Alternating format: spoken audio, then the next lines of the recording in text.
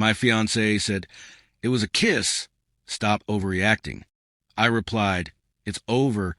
Then I canceled the wedding, changed the locks, boxed up her things, took back the honeymoon weekend with someone new, and I just smiled because she had no idea our friends were recording everything. I never expected my life to blow up 3 weeks before my wedding, but here we are. And honestly, if I had to live this night again, I'd still walk away without blinking. Because sometimes the universe doesn't whisper. Sometimes it punches you in the gut, grabs you by the collar, and says, "Wake up, man, she's not who you think she is." My fiancée, Natalie, had been planning this wedding like it was the royal coronation. 4 years together, 8 months engaged, and the last 3 months she practically lived on Pinterest. My mom kept saying she'd never seen me so happy. I believed her. I believed everything. That's the part that stings the most. Not that she kissed her ex, but that I had no idea I was sleeping next to someone who could look me in the eye every day while slowly eroding my trust without leaving a mark. Anyway, it started when she pushed the idea of a joint bachelor/bachelorette party. "It'll be fun, Leo," she told me while she curled up on our couch scrolling through color schemes. "Why do we need separate parties? We're a team. Plus, all our friends are mutual. No secrets, no drama." I felt something in my stomach twist when she said that. Not because I didn't trust her, but because she said it with the kind of rehearsed enthusiasm that felt off. In hindsight, I should have asked more questions. Instead, I smiled like a fool and said, "Sure, sounds modern." Modern. God, I hate that word now. Fast forward to the night of the party. An expensive downtown lounge, velvet booths, neon lighting, champagne flowing like water. Everyone was there, my groomsmen, her bridesmaids, co-workers, cousins, people I barely recognized but apparently knew us both. The energy was ridiculous. And for the first hour, I actually believed the night would be great. And then Natalie started drinking like she was in a race. Not cute tipsy drinking. I'm talking shots lined up like she was trying to break an Olympic record. By 9 p.m., she was loud, overly touchy, dancing with everyone but me, and clinging to her maid of honor, Chloe, who kept giving me this tight, condescending smile like I was ruining the fun by existing. And that's when I saw him. Lucas, her ex, the one she claimed she barely remembered dating in college. The same guy she still followed on Instagram because he's harmless. And apparently harmless enough to be at our joint bachelor party. My stomach dropped so hard I swear the room tilted. I pulled her aside, quietly, calmly, away from the noise. "Nat, why is Lucas here?" She blinked at me with this exaggerated annoyance, the kind that comes naturally to people who know they can get away with anything. Chloe invited him. "Chill, Leo. He's a friend. Why are you being dramatic?" Dramatic. There it was. The word she always threw at me when she didn't want to take responsibility. I didn't push it. I should have. I went back to my guys, tried to shake it off, tried to pretend I wasn't feeling every alarm bell in my body go off at once. And then, around 11:15, I walked back to the VIP lounge with drinks in hand. And that's when I saw it. The moment that ripped the whole illusion apart. Natalie, sitting on the corner sofa, straddling Lucas's lap, making out like they were back in a dorm room after finals. Full-on hands in hair, lips everywhere, the kind of kiss you don't accidentally fall into. And the room, silent. Everyone was staring. Her bridesmaids wide-eyed. My best man, Trevor, frozen mid-step. A couple of our friends recording because they genuinely couldn't believe what they were seeing. I didn't shout, didn't drop the drinks, didn't cry. I walked up, set the drinks down gently on the table, and said, "We're done." Natalie jerked back like someone had slapped her. "Leo, oh my God, relax.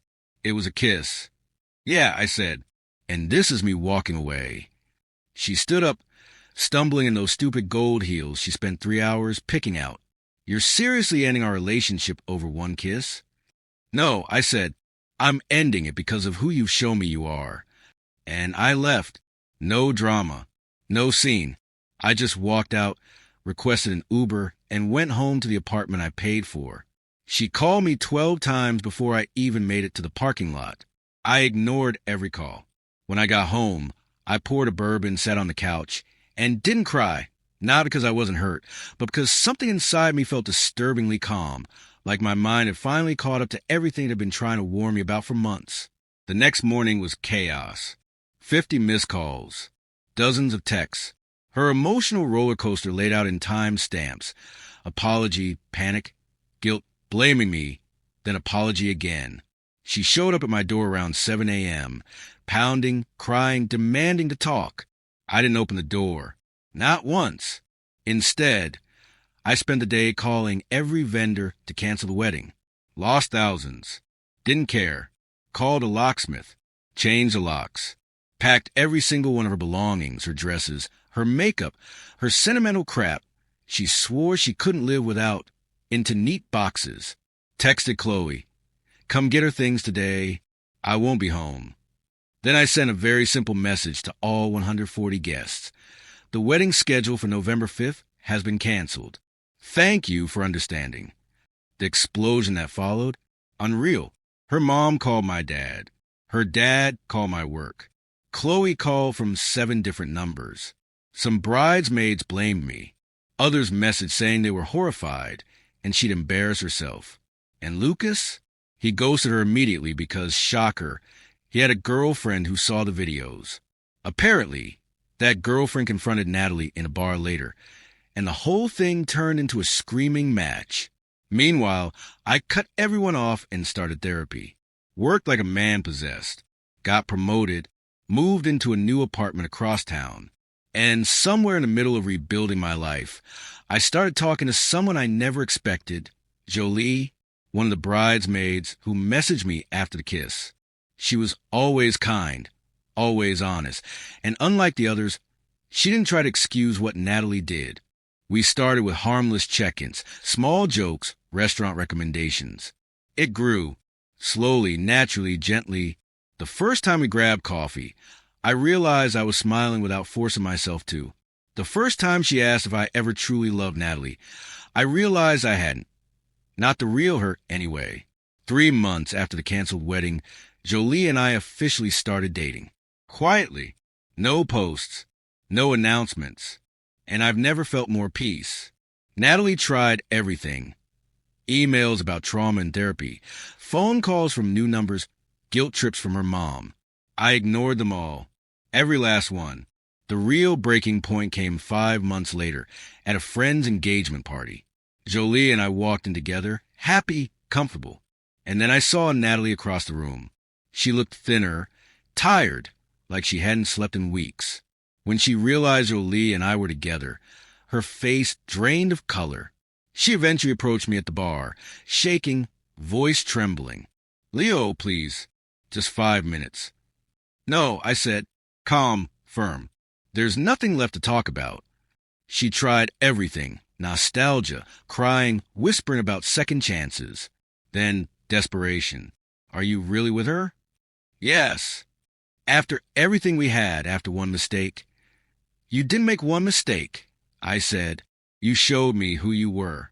I just finally believed it.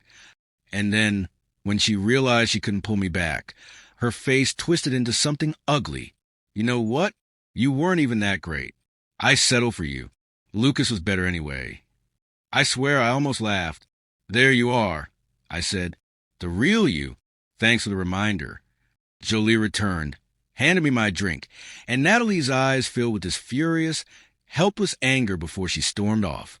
And that moment, watching her leave, realizing I felt no sadness, no regret, was a closure I didn't know I needed. That night, driving home with Jolie, my phone buzzed. Unknown number. "You'll regret this. No one will love you like I did." I deleted it instantly, and for the first time in years, I felt genuinely free. Because she was right. I never would find someone who loved me like she did. Thank God for that. Instead, I found someone who loves me better. Someone gentle, consistent, grounded. Someone who chooses me without drama or games. Someone who sees my worth without needing to destroy it first. The wedding that should have happened tomorrow. Instead, I'll be in the mountains with Jolie, hiking, cooking breakfast together, planning a future that actually feels like a future, not a performance. Sometimes the worst thing that happens to you ends up saving your life. Natalie didn't ruin me. She freed me. And I hope, wherever she is, she learns who she really lost. Not a man who overreacted. A man who finally decided he deserved better and found it